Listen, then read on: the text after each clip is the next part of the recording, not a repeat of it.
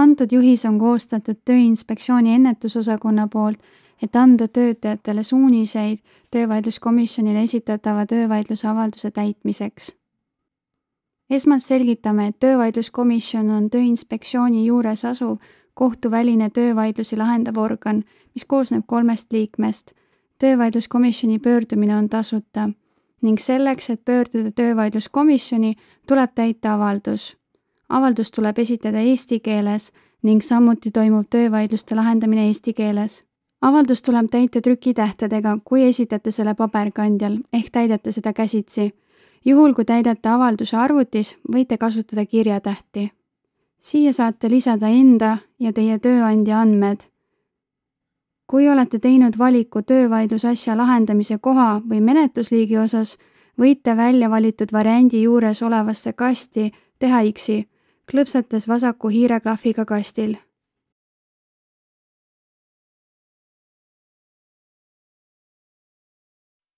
Loeteluga lahtrites saate üles-alla liikuda klaviatuuri nooleklahvide või hiireklõpsuga. Ning numbreid saab juurde lisada vajutades Enter-klahvi.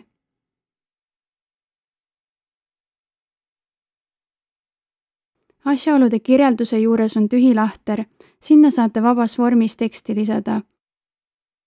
Juhul, kui ruumist jääb puudu, läheb lahter teksti lisamisel automaatselt suuremaks.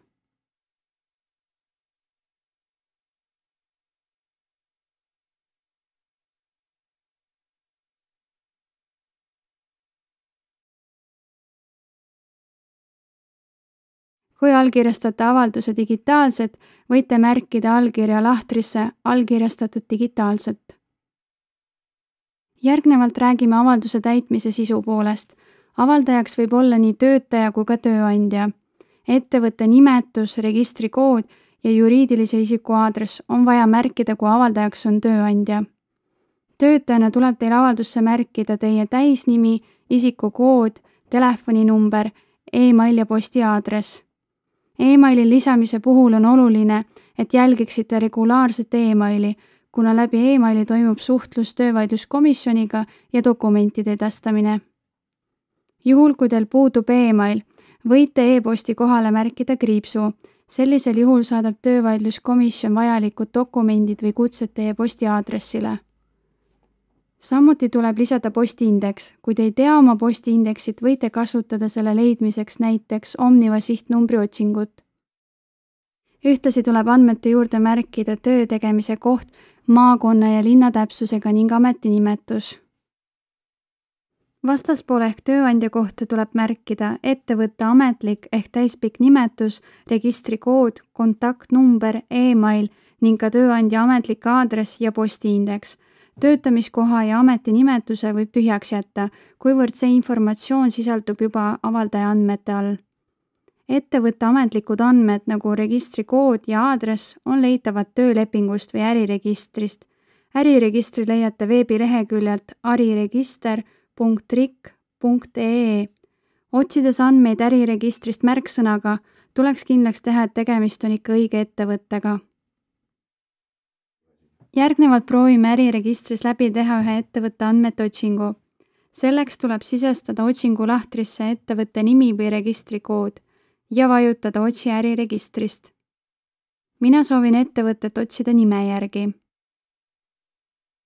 Otsingu tulemusena on esmavaates näha ettevõtte nimi, registrikood ja juriidiline aadress. Oletame, et meid huvitab ka ettevõtte ametlik e-posti aadress. Selle leidmiseks tuleb meil liikuda lehekülje lõppu ja valida tabelist kehtiva registrikaardi väljatrükk. Järgmisena lisame pildina esitatud numbri.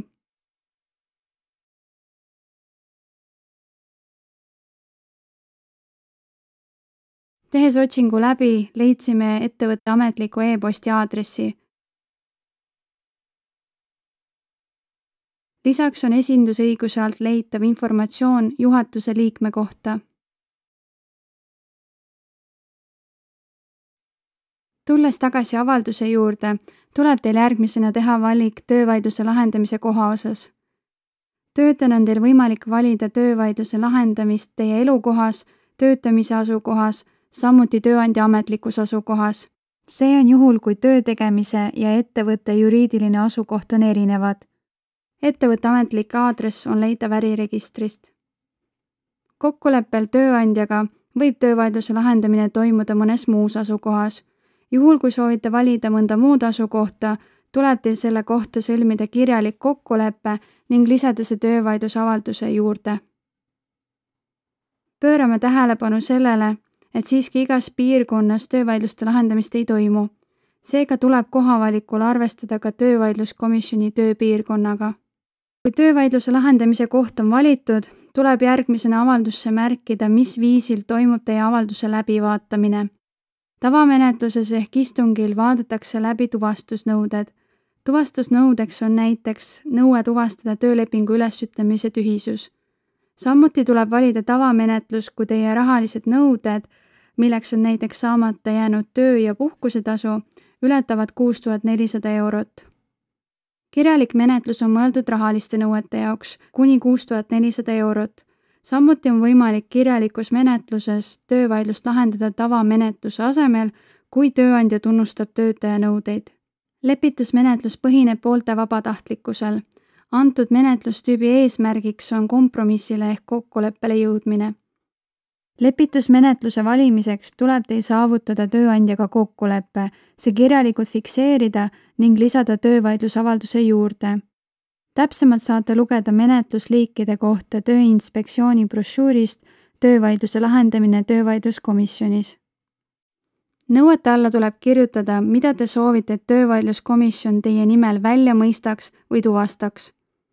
Nõueteks võib olla näiteks mõista välja saamata jäänud töötasu või saamata jäänud puhkusehüvitis või tuvastusnõudena tuvastada töösuhe või töölepingu ülesütlemise tühisus.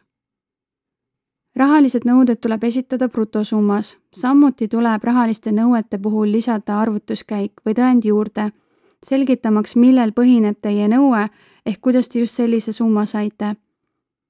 Tõendiks antud juhul võib olla näiteks väljavõtte puhkuse kalkulaatorist, kui nõudeks on saamata jäänud puhkusehüvitis või tööandja poolt edastatud palgateatis. Kui teil on teada vaid teie netotöötasu ehk summa, mille töötaja saab kätte peale maksude mahaarvestamist, võite brutotöötasu leidmiseks kasutada internetist leitavat palgakalkulaatorit.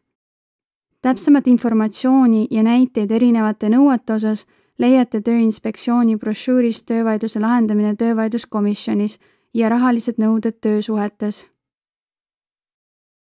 Asjaolude kirjelduses tuleb välja tuua selgitus esitatud nõuete kohta, ehk siin on võimalus töötajal detailidesse laskuda. Kirjeldus peaks vastama küsimusele, miks te olete töövaidluskomisjoni pöördunud. Antud avalduse osas tuleb teil põhjendada oma nõudeid ehk selgitada eelnevalt lisatud nõuete aluseks olevaid asjaolusid. Välja toodud asjaolud tuleb siduda olemasolevate tõenditega, mis on ühtlasi tõenditeks, mille te lisate avalduse juurde. Videos välja toodud näite kohaselt on tegu saamata jäänud töötasu nõudega ning asjaolude kirjelduses selgitab töötaja, et tööandja ei ole talle välja maksnud töötasu. Töötaja toob välja, et tema töölepingu järgne töötasu on 5 eurot tunnis ning olles töötanud vastavalt veebruarikuu töögraafikule 100 tundi, on töötajal saamata jäänud töötasu brutosummas 500 eurot. Koos avaldusega tuleb saata töövaidluskomisjonile tõendid.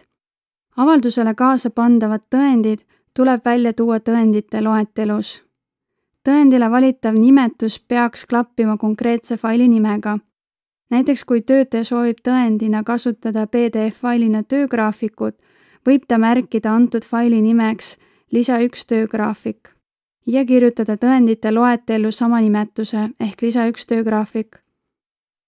Selgitame, et tõendiks on igasugune teave, mis on vajalik nõuete tõendamiseks või nende ümberlükkamiseks. Tüüpilisteks tõenditeks töövaidlustes on tööleping, töögraafik, pangakonto väljavõte, kirjavahetus, palgateatis ja muu säärane. Kuid tõendiks võib olla ka lisaks väljatoodule pilt, helifail, rikutud töövahend, ebakvaliteetne töö, tunnistaja ütlus või muu asitõend. Tõendid tuleb esitada eesti keeles. Juhul, kui tõendid on võõrkeeles, tuleb need tõlkida eesti keelde. Kui valdate nii eesti kui ka võõrkeelt, võite tõendi ise ära tõlkida. Kui mitte, saate tuttavalt paluda abi tõlkega või pöörduda sobiva tõlkebüroo poole. Siia avalduse osasse on võimalik märkida need dokumendid, mis on tööandja käes, kuid on vaidluses teie jaoks vajalikud, ehk need on seotud teie nõuetega. Näiteks saab tööandjalt välja nõuda töölepingu, kui tööleping oli sõlmitud 2 eksemplaris, kuid teie olete enda eksemplari ära kaotanud ning tööandja keeldub teile koopiat väljastamast. Pöörame tähelepanu, et tööandjalt saab siiski välja nõuda vaid neid dokumente, mis tal tegelikult on olemas. Seega ei saa tööandjalt välja nõuda töölepingud, kui pooled ei ole omavahel töölepingut sõlminudki. Nagu eelnevalt mainisime, võib tõendiks olla ka tunnistaja ütlus. Tunnistaja saab tõendada üksnes seda, mida ta on ise vahetult kogenud ja töövaidlus tähtsust omavaid asjaolusid, mida ta teab. Näiteks kui tunnistaja viibis juures, kui tööandja andis töötajale kätte töölepingu ülesütlemise avalduse. Kuid tunnistaja selgitus selle kohta, et ta kuulis töölepingu ülesütlemise avalduse edastamisest avaldajalt või kolleegilt, ei ole asjakohane. Oluline mainida, et kui töötaja soovib kaasata tunnistajat istungile, siis toimub see tunnistaja vaba tahte alusel. Ehk teisisõnu tuleb saavutada tunnistajaga kokkulepe. Samuti on töötajal endal kohustus tagada tunnistaja ilmumine istungile. Avaldusse tuleb märkida tunnistaja nimi ning tuua välja asjaolud, mille kohta tunnistaja ütlusi annab. Ja olemegi jõudnud töövaidlusavalduse lõppu. Siin tuleb teil kinnitada töövaidlusavaldus oma allkirjaga. Samuti, et teie teadmiste kohaselt ei ole teie tööandja ega te ise antud vaidluses varem pöördunud töövaidluskomisjoni või kohtu poole ega sõlminud lepituskokkulepet ehk kompromissi. Küsimuste korral soovitame nõu pidada Tööinspektsiooni nõustamisjuristiga. Täiendavat informatsiooni leiate Tööelu portaalist ja Tööinspektsiooni koduleheküljelt. Lisaks soovitame teil tutvuda ka Tööinspektsiooni brošuuriga Töövaidluse lahendamine töövaidluskomisjonis. Sealt leiate lisainformatsiooni ja erinevaid näiteid töövaidlusavalduse täitmise ja töövaidluse protsessi kohta. Kõik brošuurid on leitavad Tööinspektsiooni koduleheküljelt. Menüüribalt tuleb valida teavitustegevus, infomaterjalid ning infomaterjalide alttrükised. Omalt poolt täname kuulamast ja soovime edu töövaidlusavalduse täitmisel.